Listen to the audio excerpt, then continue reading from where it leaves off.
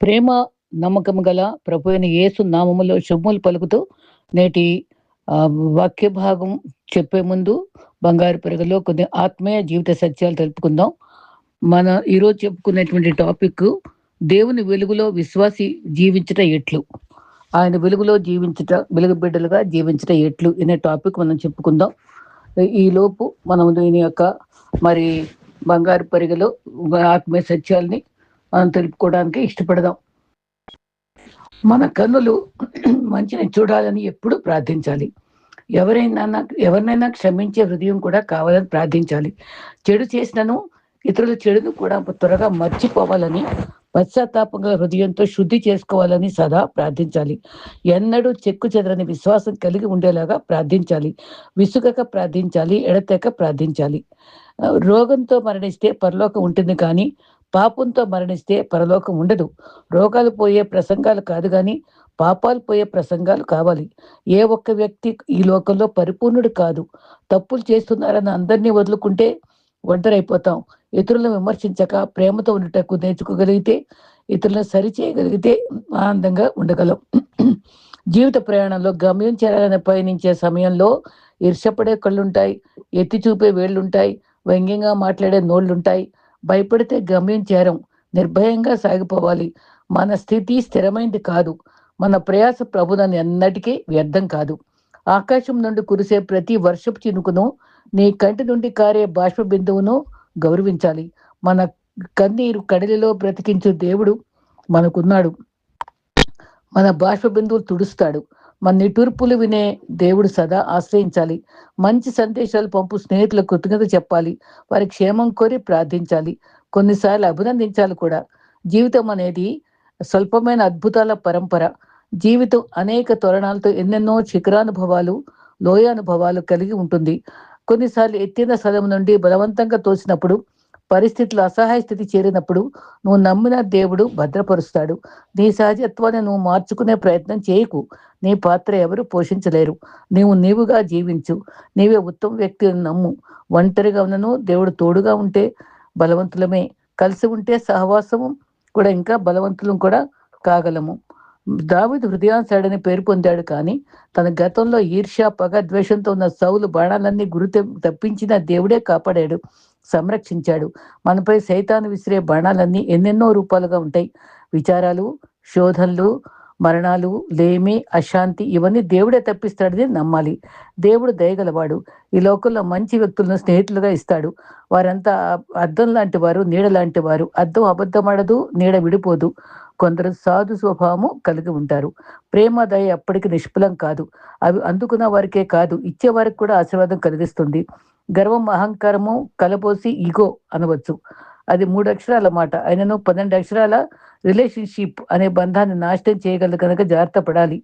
ఈ రకంగా మనము మరి మంచి వ్యక్తులుగా ధ్యానంతో ప్రభుని మరి సేవిస్తూ, ఆత్మ సంబంధులంగా మనం జీవిస్తూ, దేవుని ఆరాధిస్తూ మనం సాగిపోవడం మనకు చాలా అవసరం. ఈ దినాన్న చాలా మంచి అంశంతో మనం మరి దేవుని దగ్గరికి వస్తున్నాం. మరి మనం నిజంగానే మనము సజీవమైన రాళ్ళమే కదా, ఆయన మందిరంగా కట్టపడుతున్నాం కదా. క్రీస్తు వెలుగులో మనం నింపబడాలి. వెలుగిచ్చేది ఆయనే కాబట్టి మరి యోహాను 8లో కూడా మరి లోకానికి వెలుగై ఉన్నా అన్నాడు. నిరాశలో, చీకట్లో ఉన్నప్పుడు వెలుగులోకి నడిపిస్తాడు మనల్ని. ఆయనే వెలుగు. మరి మొదటిగా సృష్టిలో కూడా వెలుగునే సృష్టించాడు. నేనే లోకానికి వెలుగునని కూడా చెప్పాడు. అనేకులు ఆ వెలుగును పంచేవరంగా సంసిద్ధం కావాలి. మన జీవితాలను వెలిగించేది వెలుగైన దేవుడే. మన జ్యోతిగా మార్చి ఎత్తైన స్థలములు నిలబెడతాడు అనేకులకు వెలుగు ఇవ్వటానికి. క్రీస్తు ద్వారానే సాధ్యము. సంఖ్యాకాండం 6:25లో యెహోవా నీకు లేక తన సన్నిధి ప్రకాశింపచేసి నిన్ను కరుణించుగాక అని ఎప్పుడు మన దీవుల్లో చెప్పుకుంటాం కదా. అది ఎలా సంభవిస్తుంది? మోషే దేవుని సాన్నిధ్యంలో ఉన్నప్పుడు ఆయన ముఖం ప్రకాశించింది. దేవుని సన్నిధిలో గంటల తరబడి దేవుని సన్నిధిలో గడిపిన వారికే ఆ యొక్క వెలుగు యొక్క తీవ్రత మనం చూడగలం. మరి మనము వెలుగుచే నింపబడ అవసరం మనకుంది. మరి సౌలు కూడా చీకట్లో జీవించగా వెలుగు తాకగానే మరి పరిశుద్ధులైన పౌలుగా మారిపోయాడు కదా, దైవ సేవకుడిగా మారాడు. మరి దేవునికి మొర్ర పెట్టాలి, లోకానికి మనం వెలుగై ఉన్నామని క్రీస్తు చెప్పాడు కదా. 1 యోహాను 1:9 మరి తప్పుదారిలో ఉంటే దేవుని చేరి నమ్మదగిన దేవుడు నీతిమంతుడు గనుక సమస్త దుర్నీతి పోగొట్టి మన జీవితాన్ని వెలుగుమయం చేస్తాడు. అంధకారం తొలగించగలిగింది వెలుగైన క్రీస్తే అని మనం ఎప్పుడూ నమ్ముకోవాలి. క్రీస్తు జీవమై వెలుగై ఉన్నాడు. యోహాను మరి ప్రకటన రాసిన యోహాను 5 పుస్తకాలు రాశాడు. అవి 3 రకాలుగా ఉన్నాయి. సువార్తల్లో ఏం చెప్పాడు? యేసును గూర్చి మరి పరిచయం చేశాడు. పత్రికల్లో ఏం చేశాడు? యేసును ఎలా కలిగి ఉండాలో చెప్పాడు. ప్రకటనలో ఏం చెప్పాడు? మరి రాజురాజుగా రాబోతున్నాడని భవిష్యత్తు చెప్పాడు. సువార్తేమో గత కాలం గురింటుంటే, పత్రికలేమో ఇప్పుడు మనం బతకడానికి మెలకువలు ఇస్తుంది. ప్రకటన ఏమో జరగబోయే సంఘం గురించి మనకు తెలియజేస్తుంది. 95 సంవత్సరాల కాలంలోనే ప్రకటన రాశాడు కదా. మరి అప్పుడు ఎవరు బ్రతుకులేరు తనతోటి వారు. యేసు దేవుడని, ఆయన మన నిరీక్షణ ఉంచాలని ఆయన గ్రంథం మనకి బోధిస్తుంది. జీవం గలదని మనం నమ్ముకుంటూ ఉండాలి.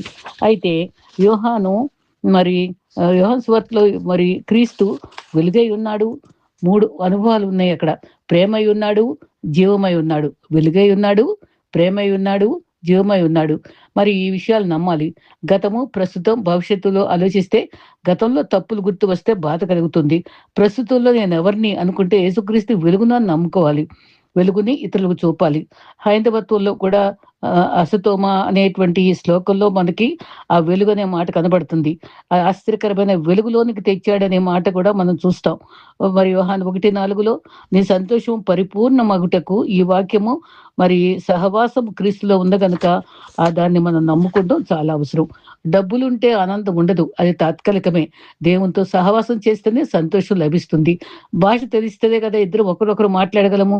కాబట్టి ప్రభు ప్రేమను, ఆయన లక్షణాలు తెలిస్తేనే మనం సన్నిహితంగా, మనం ఆయనతో పరిచయంగా, మరి సన్నిహితంగా, మరి అన్యోన్య సహవాసం చేయగలిగిన వారంగా ఉంటాం. మరి తాకి చూసాము, విన్నాము అని చక్కటి మాటలు పరిచయంగా చెప్పాడు మరి యోహాను. జీవవాక్యములో వాక్యము జీవుంది. వాక్యం ఎలా వస్తుంది? కొన్ని పదాల కలయిక కదా. దేవుని వాక్యం ఉందంటే వాక్యంకి అర్థం ఉండాలి. ఓం అంటే ఉట్టి శబ్దమే. వాక్యం అంటే ఒక అర్థం ఉన్నది. అది మన దగ్గరకు వచ్చింది. యోహాను 1:4 ఆదియందు వాక్యముండెను, శరీరధారిగా మన మధ్యకి అది వచ్చింది. ఆ రకంగా వచ్చినటువంటి ఆ క్రీస్తునే కదా మనం విశ్వసించి ఆయన వెంబడిస్తున్నాము. వాక్యం ఉండాలి అంటే మెదడులో మొదటి పని చేయాలి. ఆ మెదడు అంటే అది ఎందు అది జీవం ఉందంటే ఆయన జ్ఞానమై ఉన్నాడు కదా. మరి యోహాను భక్తితో మనం పరిచయం చేస్తున్నాడు. నీరు పట్టుకోవాలంటే ఒక కంటైనర్ కావాలి కదా, ఒక గ్లాసుగానే ఏమన్నా. అలాగే మనలోకి జీవం నీళ్లు తాగితే మనలోకి అది ప్రవహిస్తుంది. ఆయనలో ఉండి చీకటి ఎంత మాత్రము లేదు, ఆయన వెలుగై ఉన్నాడు. మరి 4 రోజులు సూర్యుడు లేకపోతే చీకటి ఉంటుంది. అది చెట్లు బతకాలంటే సూర్యకాంతి కావాలి. చెట్లు లేకపోతే మనకి ఆహారం ఏం దొరకదు. ఆకులు మరి మరి అన్ని వరి పంట కానీ, కూరగాయలు కానీ అన్నీ కూడా సూర్యరశ్మి ద్వారా పండించినాయి కదా. ఇవన్నీ కూడా కావాలంటే సూర్యుడు కావాలి. ఇది సూర్యుడు క్రీస్తే. ఆయనలో జీవం ఉంది. ఆయన వెలుగును మనపై ఉంటేనే జీవం కొనసాగుతుంది. మన జీవితం చీకటిపై అయిపోతుంది. ఆయన జీవం ఇచ్చేవాడు, కొనసాగించేవాడు. ఆయన్ని స్తుతించాలి. అందుకని పరలోకం నుంచి భూమిలోకి వచ్చాడు కాబట్టి ఆయనకు వందనాలు చెప్పాలి. మరి నమ్ముకోవాలి. ఆయన జీవితం అంతా ఆధారపడి కొనసాగిస్తున్నాడు. పరలోకం విడిచి వచ్చాడని మనకి వందనాలు చెప్పుకోవాలి. ఇక ఒక ప్రత్యేకమైన సందేశం మరొక భక్తుడు చెప్పాడు. 1 పేతురు 2:9-10 ఎంతో అర్థవంతంగా ఉంది. అయితే మీరు చీకటిలో నుండి ఆశ్చర్యకరమైన వెలుగులోనికి మిమ్మల్ని పిలిచిన వాని గుణాతిశయములు ప్రచురం చేయుట అనే తలంపు ఉన్నప్పుడు దాంట్లో చక్కటి ప్రశ్నలు కూడా దాంట్లో మనకున్నాయి. ఏంటంటే ఆయన ప్రజలమయ్యాం మనం. అప్పుడు ఒకప్పుడు ప్రశ్న అంటే, ఒకప్పుడు మనస్థితి ఎలా ఉంది? 2 ఇప్పుడు మనస్థితి ఎలా ఉంది? మరి ఇప్పుడు దేవుడు ఏం చేయమంటున్నాడు? ఈ 3 ప్రశ్నలకి మనం ఈ వాక్యంలో చక్కని జవాబులు చూస్తాం. చాలా ప్రాముఖ్యమైన వాక్య భాగము జ్ఞాపకం ఉంచుకోవాలి. మన పాప స్థితి ఏదనగా మనము గతంలో చీకట్లో ఉన్నాం. దేవునికి తెలియని స్థితిలో చీకట్లో ఒకప్పుడు ప్రజగా దేవుని బిడ్డలుగా లేము. అదే చీకట్లో ఉంటాం. దేవునిలో ఉంటేనే మరి దేవునికి ప్రజలంగా కాగలం అనేటువంటిది అర్థం కావాలి. మరి ఒకప్పుడు కనుకరింపబడక ఇప్పుడు కనుకరింపబడుతున్నాము. ఇప్పుడు కనుక ఈ స్థితిలో ఉన్నాం. ఆశ్చర్యకరమైన వెలుగులోకి వచ్చిన అనుభవం ముందు చీకటి అంటే ఇంకా బాగా వివరంగా తెలుసుకుందాం. మత్తయి 4లో క్రీస్తు జెబులోను, నఫ్తాలి నుంచి వచ్చి కపెర్నహూములో నివసించినప్పుడు అన్ని జనులు చీకటిలో ఉన్నవారు గొప్ప వెలుగు చూశారు. క్రీస్తు ఎక్కడుంటే అక్కడ గొప్ప వెలుగు. అది గమనించుకోవాలి. 1 యోహాను 1:4లో ఆయనలో జీవముండెను. ఆ వెలుగు చీకటిలో ప్రకాశిస్తుంది. ఆ చీకటి గ్రహించలేదు. వెలుగును గూర్చి సాక్ష్యం ఇచ్చుటకు క్రీస్తు వచ్చాడు. లోకము చీకటిలోనే ఉంది. ఈ చీకటి మోరల్ డార్క్‌నెస్ నీవెవరినో తెలియచేస్తుంది. దేవుడు ఎరుగని పరిస్థితిలోనే ఉండటమే చీకట్లో ఉండటం కదా! అయితే ఈ అనుభవంలో మరి ఈ చీకటి మనకి ఆహ్, ఏ ఏ ఆలోచన రానివ్వదు. మరి మరి మనము దేవుని మహిమ కొరకు ఒకడిద్దరు ప్రశ్నిస్తేనట, "ఎందుకు బతుకుతున్నావంటే, నా కోసం, నా కుటుంబం కోసం బతుకుతున్నా" అన్నారట. ఇంకొకడన్నారంట, "ఆయన మహిమ కొరకే బతుకుతున్నా" అన్నారంట. నా కోసం బతికేది అన్నవాడేమో చీకట్లో ఉన్నవాడే, మహిమ కొరకు బ్రతుకుతున్నా అన్నవాడేమో వెలుగులో ఉన్నవాడు. అది తేడా. ప్రతి వ్యక్తిలో దేవుడు కనిపిస్తున్నాడని చెప్పువాడే వెలుగులో ఉన్నవాడు. త్రాగుడు, గొడవలు, పగ ఉండేవాడు చీకట్లో ఉండేవాడు. వి కొన్ని రెఫరెన్సెస్ చూద్దాం. యోహాను 3:19లో వెలుగు లోకంలో వచ్చింది గానీ తమ క్రియలు చెడ్డవైనందున ఆ మనుషులు వెలుగును ప్రేమించక చీకటినే ప్రేమించారు. మరి ఇంక కొంతకాలం లోకస్తులు ఆనందించాలని చీకట్లోనే ఉండిపోయే వాళ్ళే మనం వారు అంధకారంలో ఉన్నవాళ్ళనమాట. అయితే దుష్కార్యాలు చేస్తారు వారు, వెలుగును ప్రేమించరు. చీకటిలోని వారిని దేవుడు వెలుగులోనికి రావాలంటే చీకట్లో నుండి ఆశ్చర్యకరమైన వెలుగులోనికి రావాలి. రోమా 2:19లో గుడ్డివాడు చీకట్లో నుండి వాడు అక్కడికి వెలుగుగా తిప్పుతాను అని చెప్తాడు. అంతేగాని తేలేడు.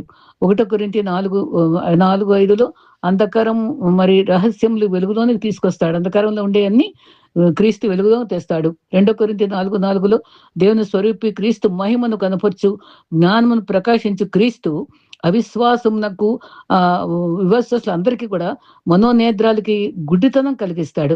గుడ్డితనం ఉంది కాబట్టే వాళ్ళు ఏ రకంగా కూడా ప్రభుని వెలుగును చూడలేరు. మరి వెలుగును ప్రవేశించే మనము రక్షణ పొందిన అనుభవం కలిగిన వారమే అవుతాం కదా!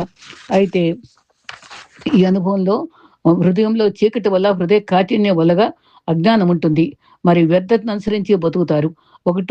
కొలస్సీ 1:13లో ఆ అంధకారంలో నుండి విలిపించిన ప్రభు మనం వెలుగులోకి తీసుకొచ్చి మన రక్షణానుభవంలో ఆయన ఆత్మీయ జీవితంలోకి నడిపిస్తున్నాడు. మరి ప్రేమించి రాజ్యవారసులుగా చేస్తాడు. 1 తెస్సలోనియ 5:4లో చీకటిలో ఉన్నవారు వెలుగులో ఉన్నారు. రాత్రివారు, పగటివారు అని చక్కగా స్పష్టీకరించాడు. నిరీక్షణ లేని వారుగా ఉండక కనికరించి వెలుగులో ఉంచారు. కనికరించబడ్డాం మనం ఇప్పుడు. అయితే ఎందుకు కనికరించబడ్డాము?